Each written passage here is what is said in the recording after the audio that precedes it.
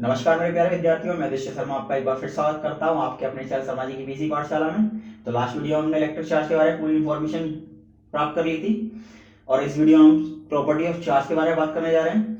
अगर आपने last video नहीं देखी है तो मैंने दोनों वीडियोस का लिंक डिस्क्रिप्शन में दे रखा है, तो पहले जाके आप लास्ट वीडियो देखिए ताकि जिससे कि आपको इलेक्ट्रिक चार्ज के बारे में जानकारी प्राप्त हो और जिससे कि इलेक्ट्रिक चार्ज की प्रॉपर्टी की पूरी इन्फॉर्मेशन आपको अच्छे से गेन हो पाए, ताकि ये वीडियो भी आपको समझ में आए अच्छे से। तो इसलिए लिंक में डिस्क्रिप्शन में दे रखा है, जिससे आप जाके वहाँ पे पुरानी वीडियोस को देखिए पहले, और जिन्होंने पुरानी वीडियोस देखी है वो इस वीडियो को कंटिन्यू कर सकते हैं। तो मैं आदित्य शर्मा आपका एक बार फिर स्वागत करता हूँ आपके अपने चैनल समाज की पीसी पाठशाला में। तो स्टार्ट करते हैं आज प्रॉपर्टी ऑफ चार्ज। तो मैं आपको बता दूं आपकी यूनिट फर्स्ट चल रही है जिसका नाम है इलेक्ट्रोस्टैटिक्स।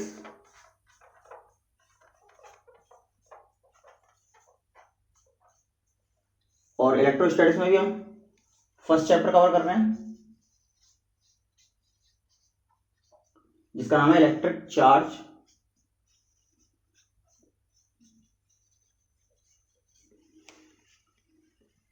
And electric field.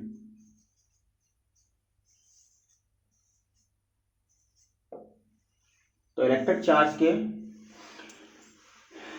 की पूरी इंफॉर्मेशन लास्ट की 2 वीडियो में दी थी मैंने आपको। आज हम बात करेंगे प्रॉपर्टीज ऑफ इलेक्ट्रिक चार्ज की।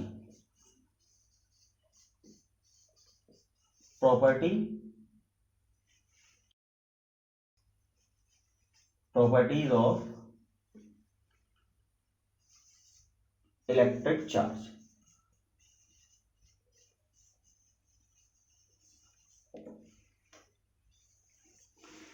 तो प्रॉपर्टीज ऑफ इलेक्ट्रिक चार्ज में सबसे पहली प्रॉपर्टीज क्या होती है चार्ज की, मैंने आपको लास्ट वीडियो में बताई थी। अगर मान लीजिए ये एक पॉजिटिव चार्ज बॉडी है, पॉजिटिवली चार्ज्ड बॉडी है, और मैं इसे दूसरी पॉजिटिव चार्ज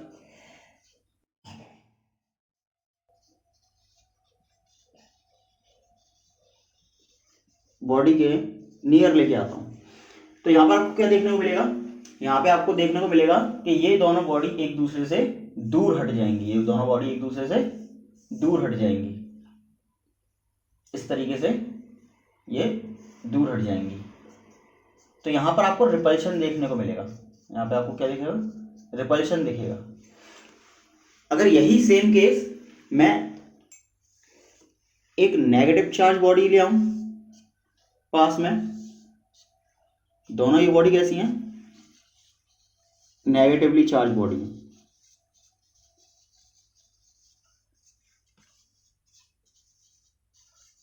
तो इसमें भी मुझे क्या देखने को मिलेगा कि ये दोनों बॉडी एक दूसरे से दूर हट जाएंगी, यानी यहां भी मेरे को रिपल्शन देखने को मिलेगा। तो यहां से मुझे क्या पता चल गया, यहां से मुझे ये पता चल गया कि सेम काइंड ऑफ चार्ज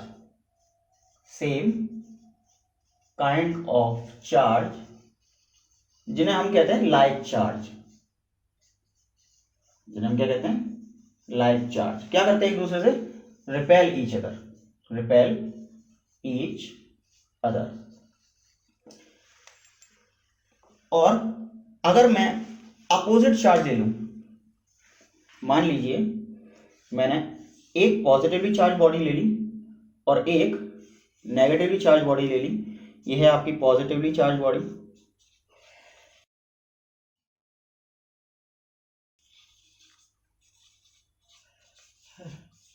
और यह है आपकी नेगेटिवली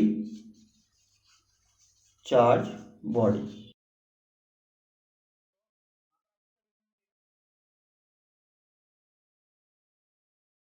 ये दोनों बॉडी एक दूसरे के क्या हो जाएंगी, पास आ जाएंगी। तो कुछ इस तरीके से डायग्राम आपको देखने को मिलेगा ऐसे करके। तो यहां पर आपको क्या देखने को मिला, अट्रैक्शन। यहां पर क्या हो रहा है, इन दोनों बॉडीज में अट्रैक्शन हो रहा है। तो यहां से हमें क्या पता चल गया, यहां से हमें पता चल गया कि अपोजिट चार्ज जो होते हैं, यानी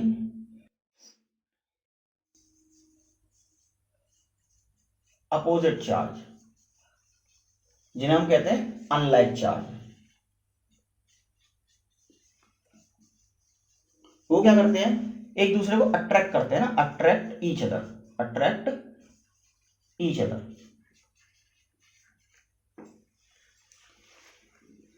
तो स्क्रीनशॉट ले लीजिए आप।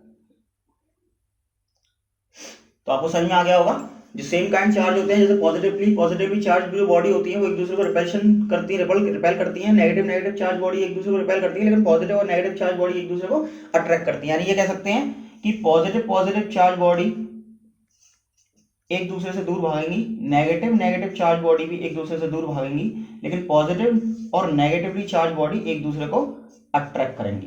तो यहां आपको रिपल्शन मिलेगा सेम इसमें, और सेम इसमें यहां आपको अट्रैक्शन मिलेगा। जल्दी से फटाफट स्क्रीनशॉट ले लीजिए। अब बात करते हैं सेकंड प्रॉपर्टी की।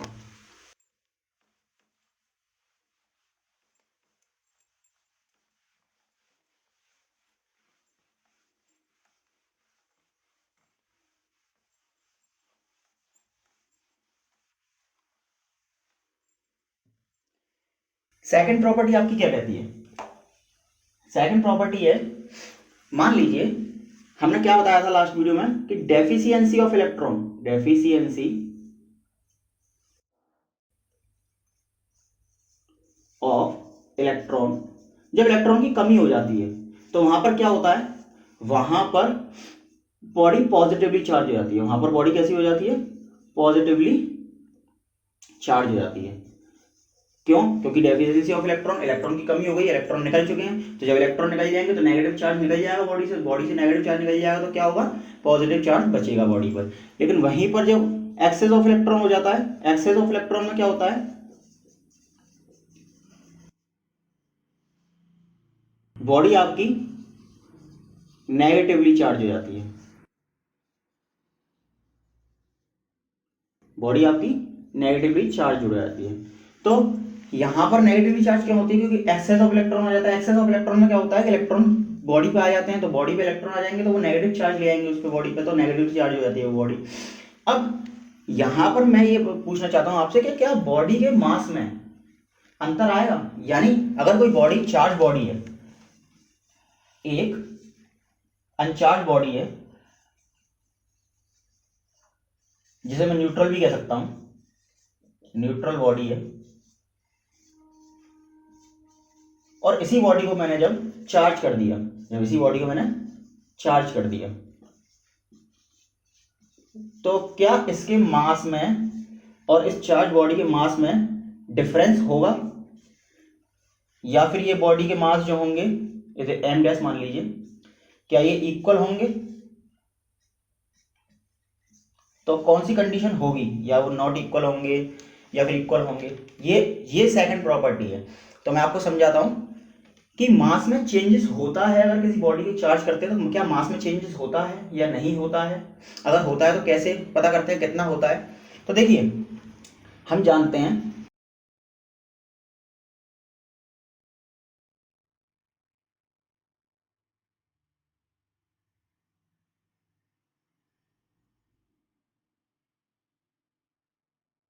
Mass of electron, mass of electron कितना होता है, 9.1 इंटू 10 की पावर -31 kg। कई कई किताबों में क्या लिख दिया जाता है, 9.0 भी लिख दिया जाता है, 9.0 इंटू 10 की पावर -31 kg।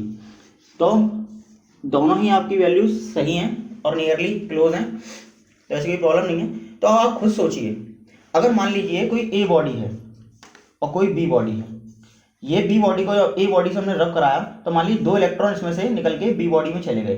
तो जब 2 इलेक्ट्रॉन निकल के इसमें से चले जाएंगे तो यहाँ पर तो इलेक्ट्रॉन की कमी हो जाएगी, और कमी से कैसा चार्ज आता है, पॉजिटिव चार्ज आता है, तो यहाँ पर 2e पॉजिटिव चार्ज आ जाएगा, और इलेक्ट्रॉन की यहाँ पे एक्सेस हो जाएगा। एक्सेस में क्या होता है, एक्सेस में यहाँ पे -2e चार्ज आ जाएगा। तो जब 2 इलेक्ट्रॉन इससे निकले और 2 इलेक्ट्रॉन इस पर आए, यानी यहाँ पर तो आपकी हो गई access of electron,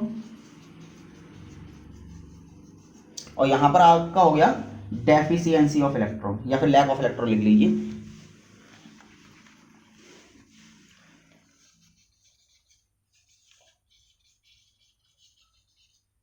lack of electrons. तो यहां पर इलेक्ट्रॉन्स की कमी हुई है, कितनी इलेक्ट्रॉन की? 2 इलेक्ट्रॉन की। अच्छा, एक इलेक्ट्रॉन पे मास कितना होता है? इतना। तो यहां से आपको क्या पता चल गया कि जब एक इलेक्ट्रॉन पे इतना मास होता है तो 2 इलेक्ट्रॉन पे कितना मास हो जाएगा? 2 इलेक्ट्रॉन पे मास हो जाएगा 2 इंटू 9.0 इंटू 10 की पावर माइनस के 31। यानी यहां पर क्या हो गया? यहां पर मास डिक्रीज हो गया। क्यों?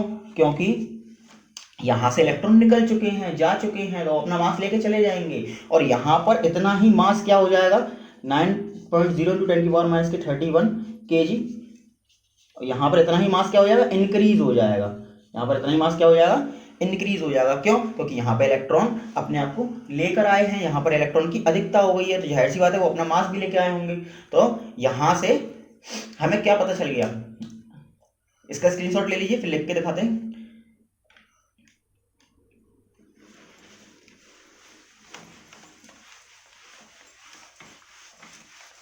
तो पेपर में कैसे लिखना है आपको?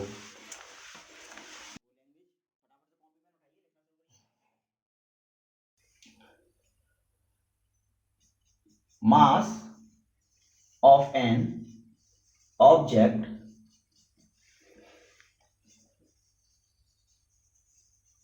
changes when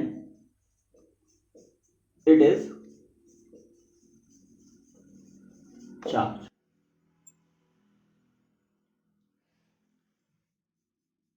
Mass of an object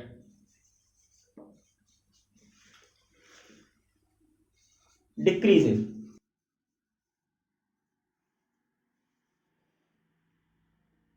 mass of an object decreases कब हो जाता है? when जब उससे इलेक्ट्रॉन निकल जाते हैं और इलेक्ट्रॉन की कमी हो जाती है। जब मास डिक्रीज हो जाएगा, अपने मास को इलेक्ट्रॉन ले जाएंगे, तो जब डिक्रीज हो इलेक्ट्रॉन निकल जाते हैं तो क्या आता है? उस पर पॉजिटिवली चार्ज आता है। तो mass of an object decreases when it is positively charge. अब पॉजिटिवली चार्ज क्या होता है? वो क्यों आता है? क्योंकि उससे इलेक्ट्रॉन निकल जाते हैं। तो हम लिख देंगे ड्यू टू डेफिशिएंसी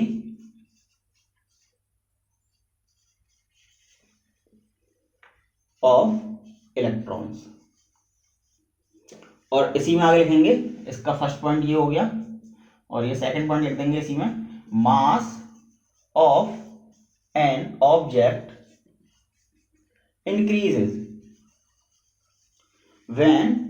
अब इंक्रीज कब होगा? मास, इलेक्ट्रॉन जब उसमें आ जाएंगे तो अपना मास लेके आएंगे इलेक्ट्रॉन। तो कब होता है? जब इलेक्ट्रॉन आते हैं तो क्या होता है? एक्सेस ऑफ इलेक्ट्रॉन हो जाता है, तो जिससे क्या आ जाता है? बॉडी नेगेटिवली चार्ज हो जाती है। तो when it is negatively charge due to excess of electrons.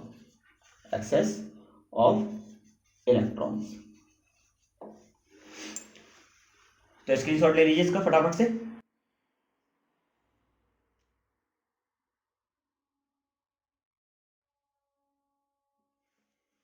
अब एक और प्रॉपर्टी की बात करते हैं।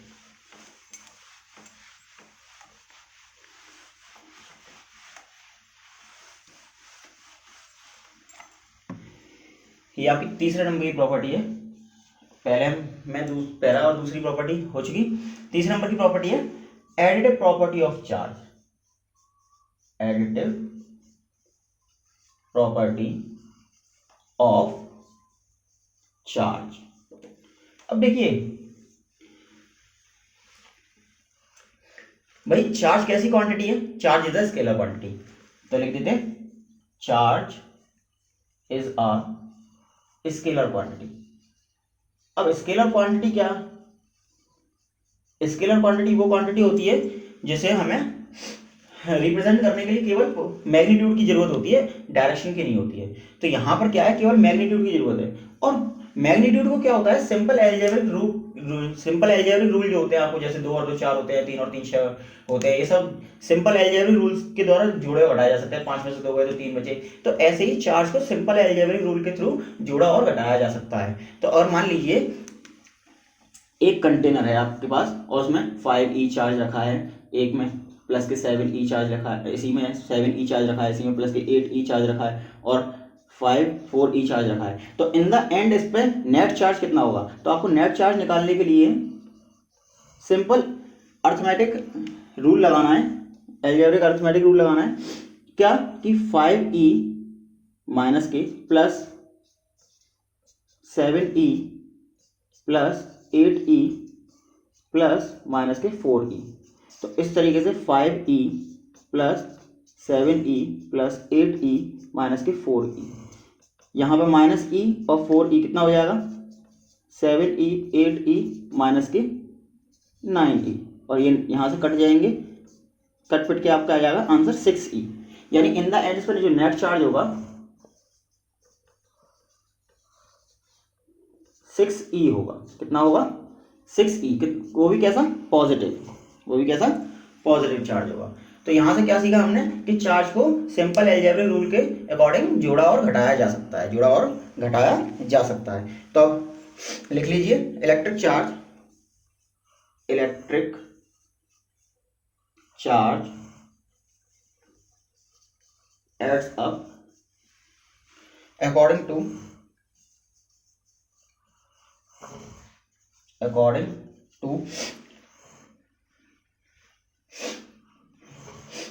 ordinary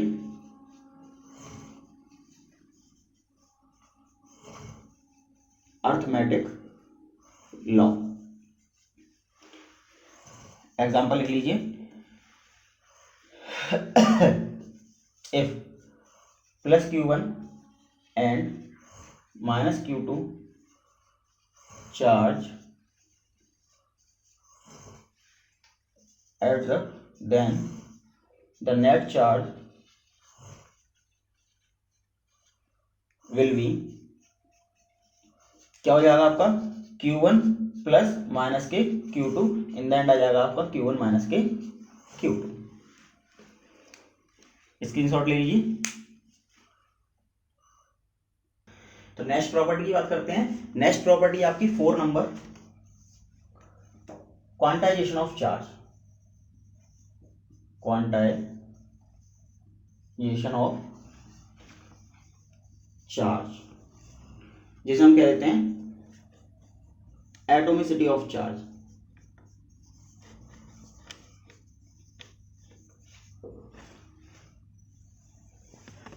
देखिए क्वांटाइजेशन ऑफ चार्ज और एटोमिसिटी ऑफ चार्ज होता क्या है? इन नेचर जो चार्ज आपको मिलता है वो चार्ज होता है इंटीग्रल मल्टीपल, इंटीग्रल मल्टीपल्स होता है। अब आप कहेंगे सर इंटीग्रल मल्टीपल्स क्या होता है? इंटीग्रल मल्टीपल्स का मतलब होता है कि चार्ज जो आपका होगा वो एक इंटीग्रल मल्टीपल्स होगा स्मॉलेस्ट चार्ज का, स्मॉलेस्ट चार्ज का। अब स्मॉलेस्ट चार्ज क्या होता है? वो स्मॉलेस्ट चार्ज होता है charge of electron, charge of electron, जिसे हम कह देते हैं ई, जिसे हम क्या कह देते हैं? ई। अब जो नेचर में जो भी चार्ज होगा वो इस स्मॉलेस्ट चार्ज ई का, जो कि इलेक्ट्रॉन पे चार्ज होता है, कितना होता है? 1.6 × 10⁻⁻19 कूलम। इस चार्ज का इंटीग्रल मल्टीपल्स होगा। अब इंटीग्रल मल्टीपल्स का मतलब है, इंटीग्रल मल्टीपल्स का मतलब है कि इस चार्ज में इंटीजर से मल्टीप्लाई कर देना, 1 2 3। तो जो चार्ज होगा ना आपके पास वो होगा integral multiples of smallest charge. वो स्मॉलेस्ट चार्ज क्या होगा? चार्ज ऑफ इलेक्ट्रॉन, यानी इलेक्ट्रॉन के इंटीग्रल मल्टीपल्स जो होंगे। यानी इंटीग्रल मल्टीपल का मतलब जो इंटीजर से मल्टीप्लाई करने पर, इलेक्ट्रॉन के चार्ज में इंटीजर से मल्टीप्लाई करने पर जितना भी चार्ज आ जाए, जैसे मैं कह दूं आपको 5e, तो ये इलेक्ट्रॉन का इंटीग्रल मल्टीपल है। तो 5e का मतलब हो गया 5 × 1.6 × 10⁻⁻19 कूलम। तो यहां से मैं कह सकता हूं 8.0 × 10⁻⁻19 कूलम किसी बॉडी पर चार्ज हो सकता है। बात समझ में आई? तो जो चार्ज होते हैं वो चार्ज ऑफ इलेक्ट्रॉन का इंटीरियर मल्टीपल्स होता है, यानी देखिए चार्ज का फॉर्मूला भी यही होता है, प्लस माइनस के एन ई। तो एन क्या होता है, नंबर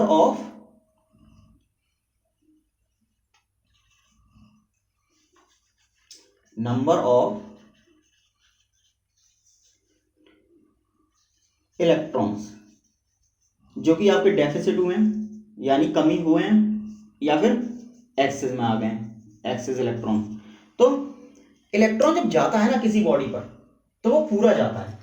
कहने का मतलब कभी भी चार्ज ऐसा फाउंड नहीं होगा आपको, फ्रैक्शनल वैल्यू कभी चार्ज की फाउंड नहीं होगी, फ्रैक्शनल वैल्यू, है ना। तो यहां लिख देंगे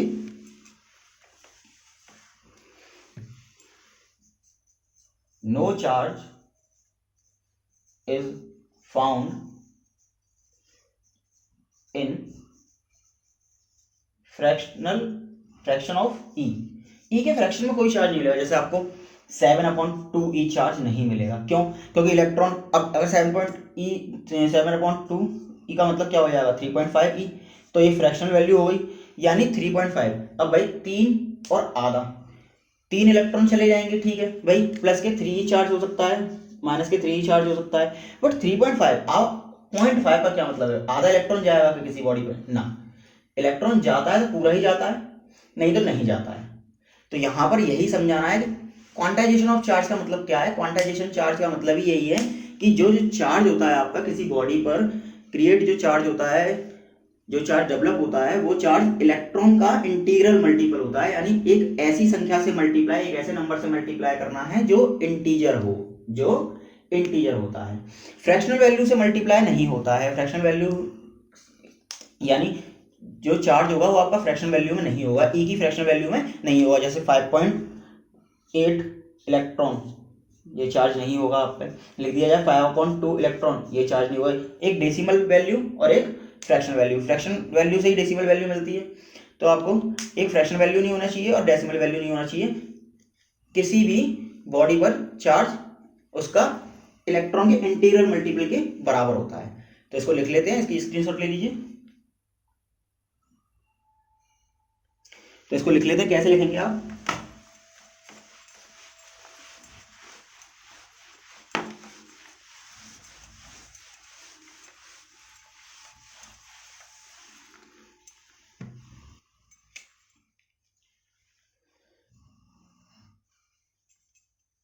in nature the electric charge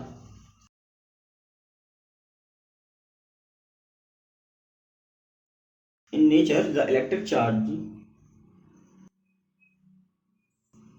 are found to be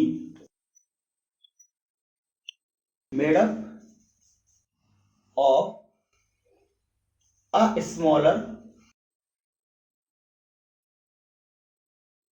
amount of sorry made up of integral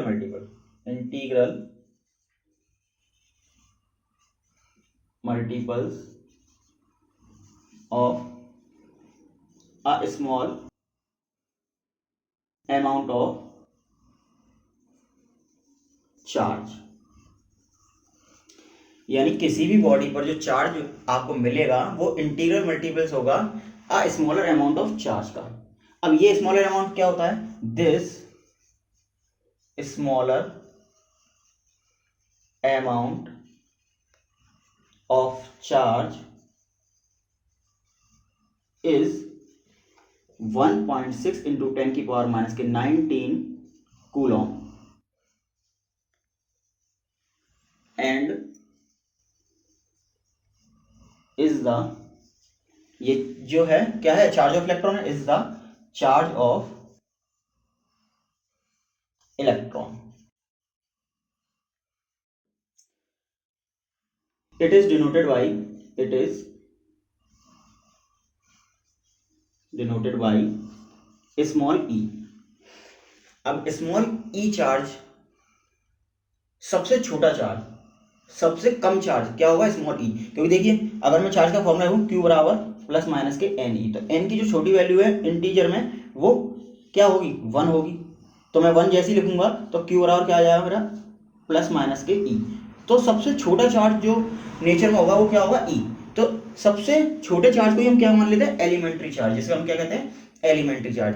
तो क्या लिखेंगे, it is denoted by E, it is called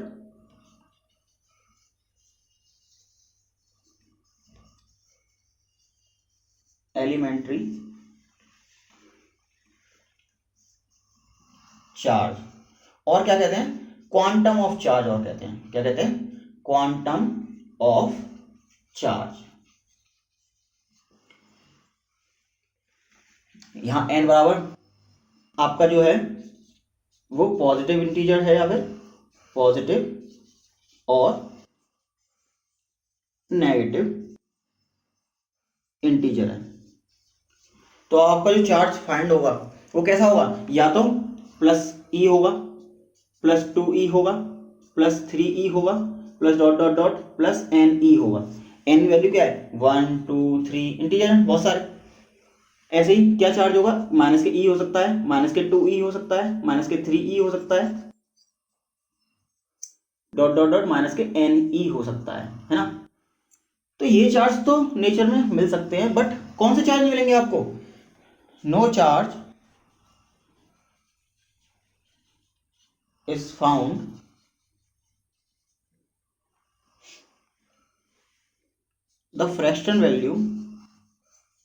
the fraction value या the fraction of e, fraction of e. E का fraction value नहीं मिलेगा आपको, जैसे 7/2 charge नहीं होगा आपके पास, 5.2 चार्ज भी नहीं मिलेगा आपको, 8/9 चार्ज भी नहीं मिलेगा आपको, 5.7 चार्ज भी नहीं मिलेगा आपको। यानी फ्रैक्शन वैल्यू और डेसिमल वैल्यू में चार्ज नहीं मिलता है।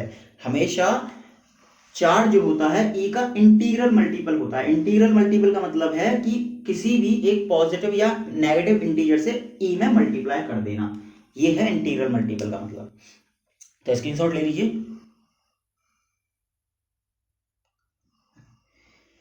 तो इसी पे बेस्ड हम 2-3 क्वेश्चन करते हैं।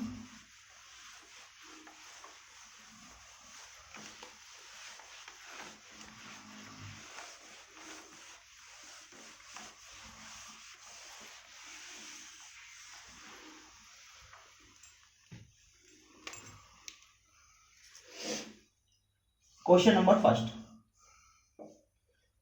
कैन 8.6 इंटू 10 की पावर, 8.6 की जगह भी आप 8.0 ले लीजिएगा, 8.6 इंटू 10 की पावर माइनस के 19 coulomb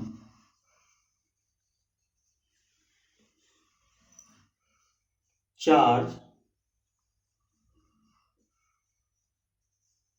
is given to a conductor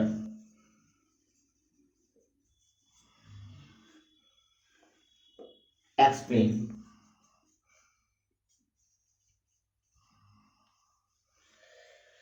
अब देखिए मैंने आपको क्या बताया था, मैंने आपको बताया था कि चार्ज होता है आपका इंटीग्रल मल्टीपल ऑफ ई होता है। तो आपका जो चार्ज इसमें कितना दे रखा है, मैं ये कह रहा है कि क्या किसी बॉडी को इतना चार्ज दिया जा सकता है, यानी आपका चार्ज जो दे रखा है 8.0 इंटू 10 की पावर माइनस के 19 कूलम दे रखा है, ठीक है। अब अगर ये चार्ज, देखिए Q बराबर फॉर्मूला होता है एन ई, अगर ये चार्ज ई में किसी इंटीजर से मल्टीप्लाई करने पर आया होगा, इंटीजर से मल्टीप्लाई करने पर आया होगा, तो ही ये चार्ज किसी बॉडी को दिया जा सकता है। यानी अब मैं क्या करूंगा, इस क्वेश्चन को सॉल्व करने के लिए मुझे एन की वैल्यू फाइंड करनी होगी। अगर मेरी एन की वैल्यू इंटीजर आती है तो ये चार्ज किसी बॉडी को दिया जा सकता है। अगर मेरी एन की वैल्यू फ्रैक्शनल वैल्यू आती है तो ये चार्ज किसी बॉडी को नहीं दिया जा सकता, यानी एन की जो वैल्यू है फ्रैक्शनल वैल्यू नहीं होगी। ये जैसे कि हमने बताया था प्रॉपर्टी में, एटॉमिसिटी ऑफ चार्ज या फिर क्वांटाइजेशन ऑफ चार्ज में क्या बताया था कि ई का इंटीग्रल मल्टीपल्स हो सकता है चार्ज, बट फ्रैक्शनल वैल्यू नहीं हो सकती है। तो यहां से हम क्या करेंगे, एन की वैल्यू निकालेंगे। तो एन की वैल्यू हम निकाल लेंगे कौन से फॉर्मूले से, Q बराबर एन ई से। तो एन ई क्या हो जाएगा, एन बराबर Q अपॉन ई। देन Q कितना है, 8.0 इंटू 10 की पावर माइनस के 19, और E की वैल्यू होती है 1.6 इंटू 10 की पावर माइनस के 19। तो यहां से क्या आएगा, E की वैल्यू, जो एन की वैल्यू निकल के आएगी आपकी, इससे ये कट जाएगा, पॉइंट से पॉइंट हटा, तो 80 अपॉन 16, 16 पंजे 80। तो एन की वैल्यू निकल के आई आपकी 5, जो कि क्या लिख देंगे, यस, पहले आपका आंसर होगा यस। कैन 8.0 इंटू 10 की power minus 2 coulomb charge given to a body, yes दे सकते हैं। क्यों, here the value of N is integer,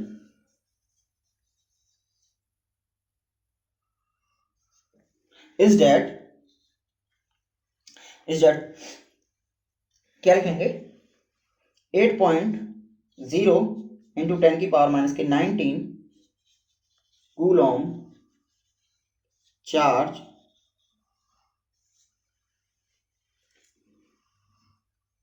is given to a conductor which is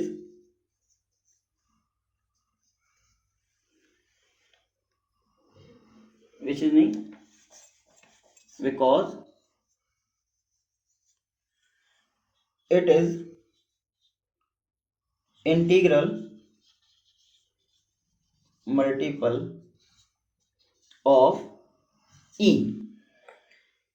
देखिए E का मल्टीपल है, अगर मैं इस चार्ज को फाइंड करना चाहूं तो 5 से मल्टीप्लाई कर दूं E में, तो 5 इंटू 1.6 इंटू 10 की पावर माइनस के 19, देखिए आ जाएगा आपका 8.0 इंटू 10 की पावर माइनस के 19 कूलम चार्ज। यानी ये E का इंटीग्रल मल्टीपल्स है।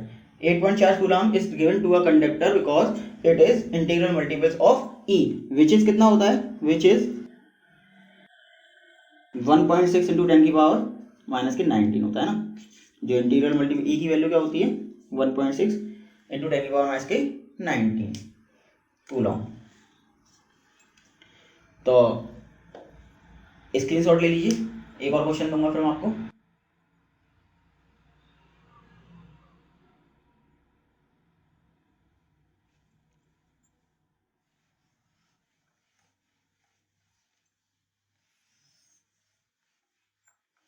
अब बताइए, अगर मैं यहां पर 0 की जगह 6 कर देता,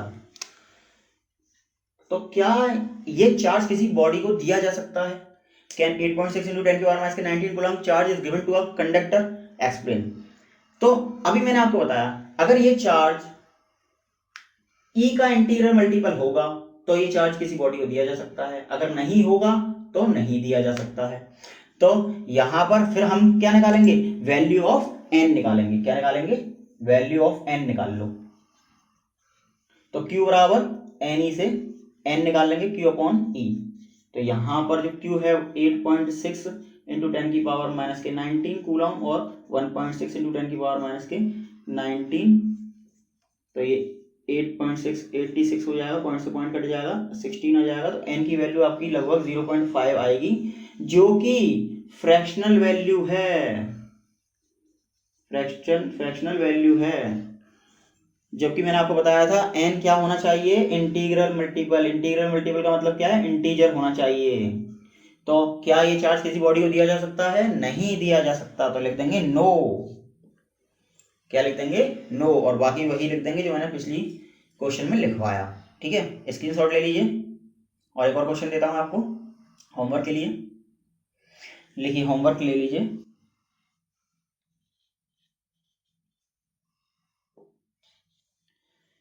क्वेश्चन है आपका, कैन 2.4 इंटू 10 की पावर माइनस के 19 coulomb charge is given to a conductor, explain।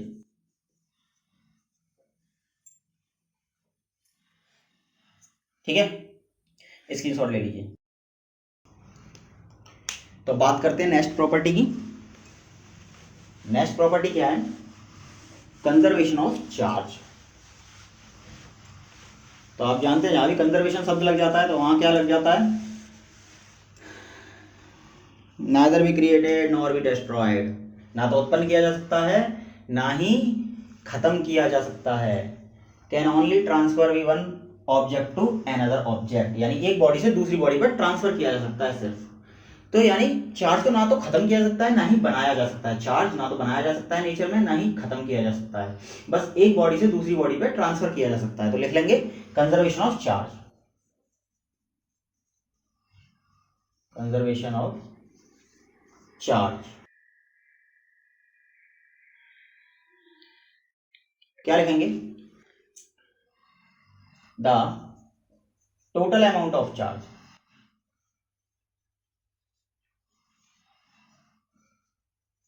या फिर ये कह सकते हैं नेट चार्ज,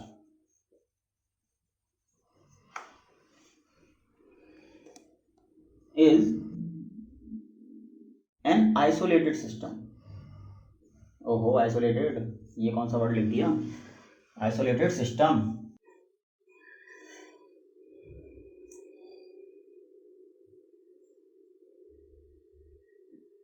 रिमेन्स कांस्टेंट। इसका मतलब समझ लीजिए, आइसोलेटेड वर्ड से आप बहुत फैमिलियर हो गए होंगे। आइसोलेटेड का मतलब होता है अकेला, जैसे कोरोना हुआ था तो आइसोलेट वार्ड में डाल दिया जाता था उसे। तो आइसोलेटेड का मतलब क्या होता है, अकेला हो जाना। यानी अगर कोई सिस्टम अकेला हो तो उस पर जो नेट चार्ज होगा वो कभी चेंज नहीं होगा, वो हमेशा कांस्टेंट रहेगा। इसका एक एग्जांपल के थ्रू समझाता हूं। जैसे पहले लिख लेते हैं, चलो पहले उसको लिख लो, क्या लिखना है, the total amount of charge net charge in isolated system remain constant. लिखेंगे द चार्ज कैन नाइदर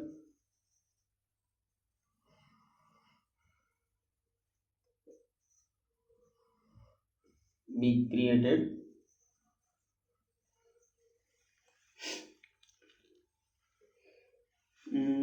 सही लिखी थी स्पेलिंग,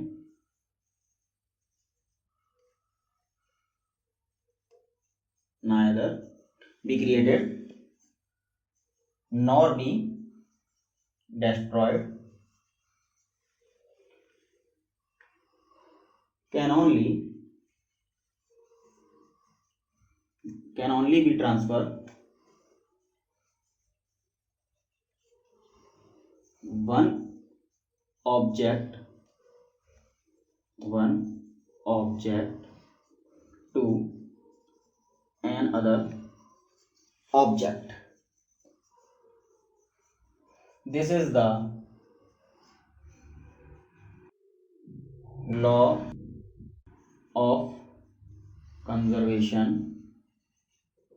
of charge।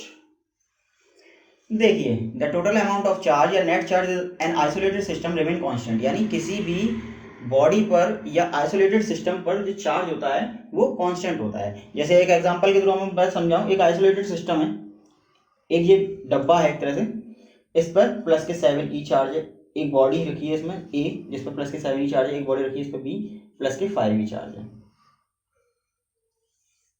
तो मान लीजिए अभी इस पर प्लस ले लीजिए, इस पर नेगेटिव ले लीजिए। अब क्या है, इस पर नेगेटिव चार्ज, इसका मतलब इलेक्ट्रॉन की अधिकता है, एक्सेस ऑफ इलेक्ट्रॉन है, इस पर डेफिशिएंसी ऑफ इलेक्ट्रॉन है। मान लीजिए इस डब्बे को हमने क्या कर दिया, हिला दिया, बहुत अच्छे से हिला दिया, तो क्या होगा, इन दोनों बॉडी में क्या हो जाएगा, रगड़ पैदा हो जाएगी।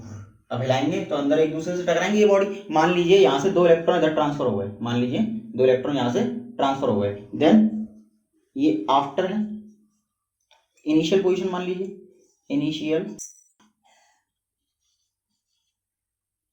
पोजीशन।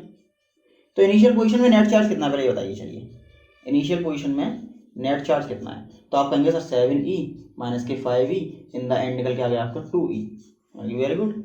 अब जब मैंने इसको हिला दिया और आपस में इसको रगड़ करा दिया, रब्ड करा दिया, तो फाइनल पोजीशन पे चार्ज कितना होगा, मान लीजिए यहां से मैंने क्या कहा, 2 इलेक्ट्रॉन निकल के इसमें चले गए, तो यहां पर कितना चार्ज आ जाएगा भाई, 2 इलेक्ट्रॉन जाएंगे, तो 2 इलेक्ट्रॉन जाने से यहां पर आपका आ जाएगा प्लस के 5e चार्ज।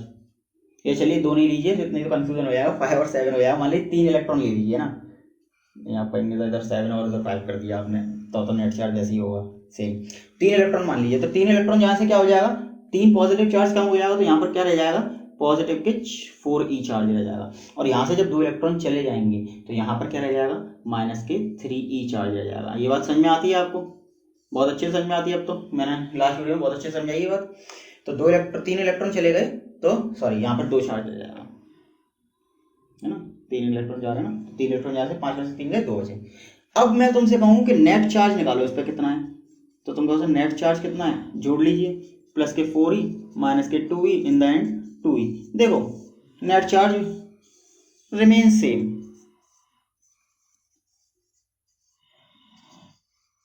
रिमेन कांस्टेंट लिख सकते हैं।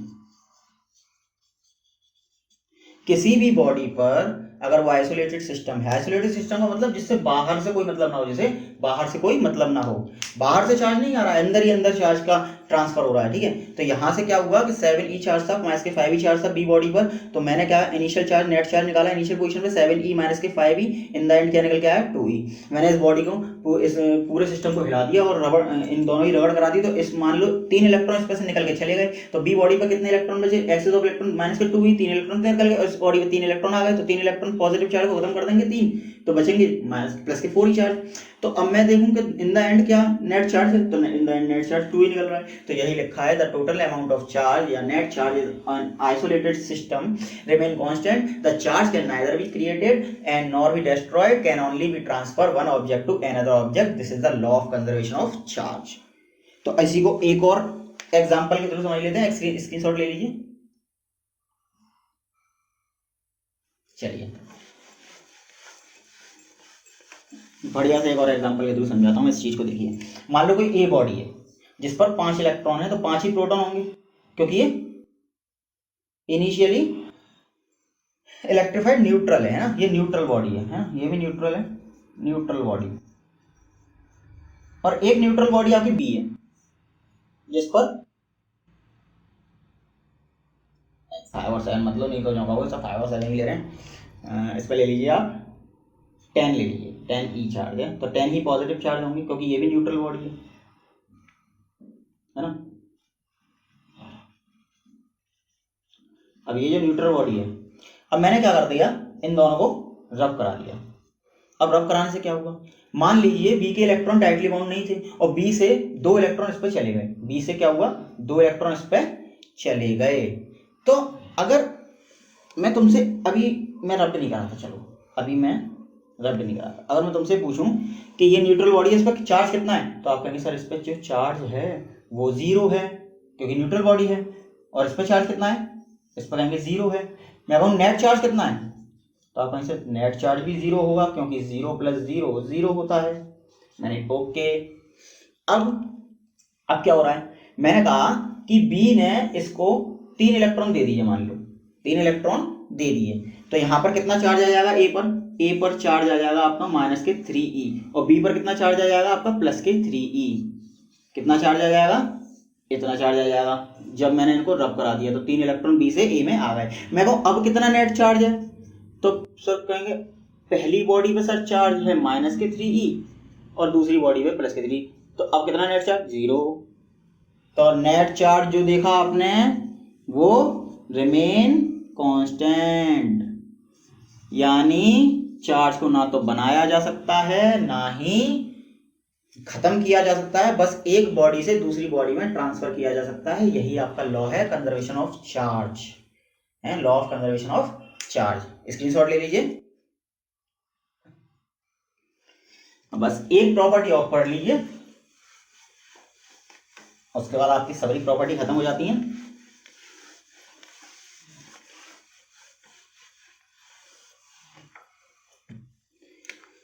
एक प्रॉपर्टी आती है रिलेटिविस्टिक इनवेरिएंट। इनवेरिएंट क्या बोल दिया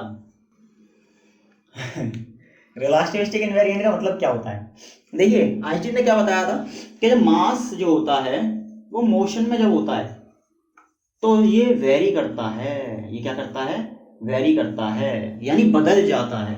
यानी रेस्ट में जो मास होता है, यानी किसी बॉडी का मास रेस्ट में इज नॉट इक्वल टू होता है मास मोशन में। ये आइंस्टीन ने बताया था रिलेटिव थ्योरी में।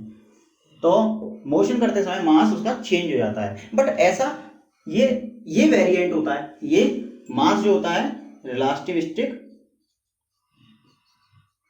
वेरिएंट होता है,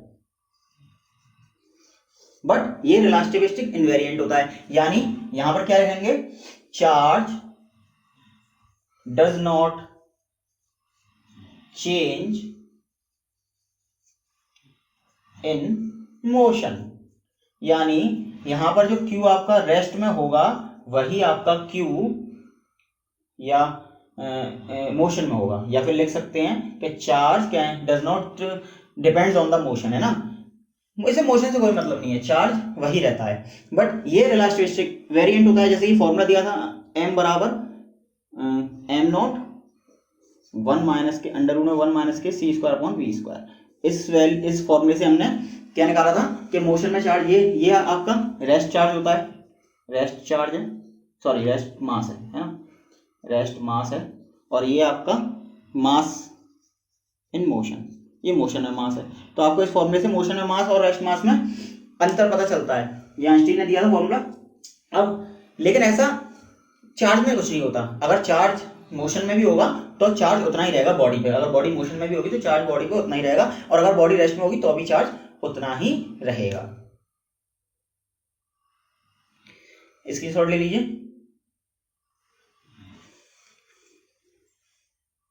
सो ये फॉर्मूला उल्टा लिख दिया मैंने, इसको बी स्क्वायर अपॉन सी स्क्वायर कर लेना है ना। अब ले लीजिए screenshot.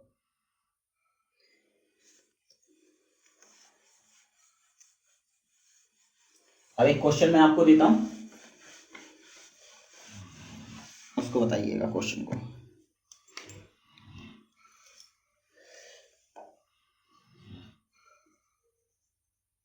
Which is not property of stationary charge। पहला, charge is quantized। दूसरा, charge is conserved। तीसरा, only produce electric field। या फिर चौथा, both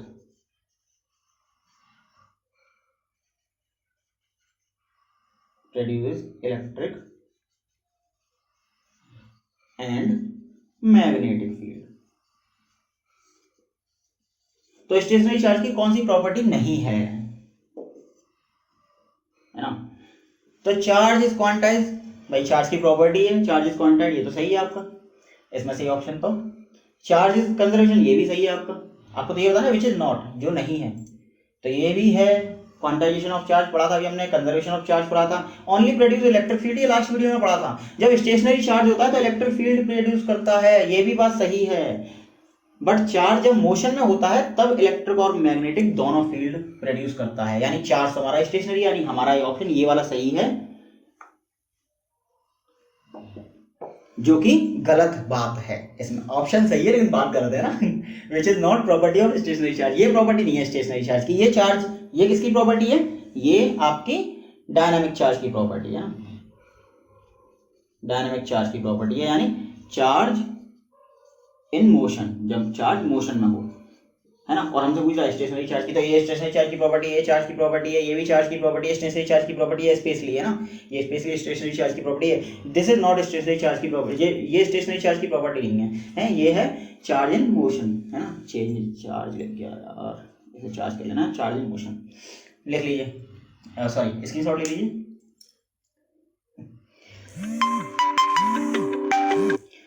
आई होप आपको ये वीडियो पसंद आई होगी और लास्ट वीडियो को जाके देखिएगा, वो भी बहुत अच्छे समझ में आएंगी वीडियोस, और उस वीडियोस को देखने के बाद ये वाली वीडियोस और अच्छे समझ में आएगी।